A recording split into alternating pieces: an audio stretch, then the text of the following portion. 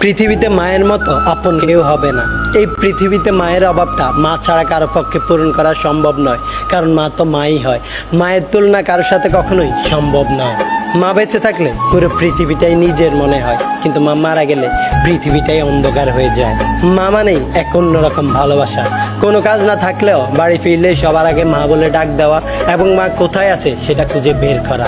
মা বাড়িতে থাকলে শুনশান ঘরটাও উৎসব মুখর থাকে, কিন্তু মা বাড়িতে না থাকলে যতই উৎসব থাকুক না কেন পুরো ঘরটাই ফাঁকা ফাঁকা লাগে।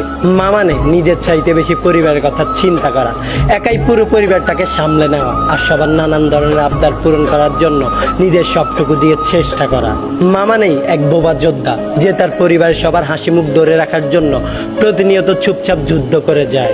মা মানে পরিবারে কেউ অসুস্থ হলে সারাক্ষণ তার সেবা করা, সারা রাত তার বিছানার পাশে বসে রোগ মুক্তি কামনা করা আর নিজের সবটুকু দিয়ে সেবা করে তাকে সুস্থ করে তোলা।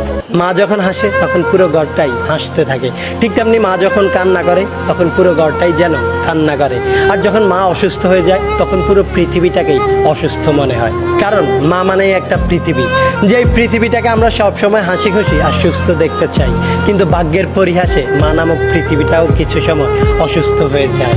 যেই মানুষটা পুরো পরিবারের সুস্থতার দায়িত্ব একা কাঁধে নেয়, সেই মানুষটা যখন অসুস্থ হয় তখন পুরো পৃথিবীটাকেই বিষাদময় মনে হয় আর নিজেকে তখন খুব অসহায় মনে হয়। তাই তো শুধু এটাই চাই, যেই মানুষটা পুরো পরিবারকে সুস্থ করে তোলে এক নিমিষে, পায় না কোনো ভয়, সেই মানুষটা কখনো যেন অসুস্থ না হয়। ভালো থাকুক পৃথিবীর সকল মা, সকল মায়েদের জন্য রইল অফুরন্ত ভালোবাসা।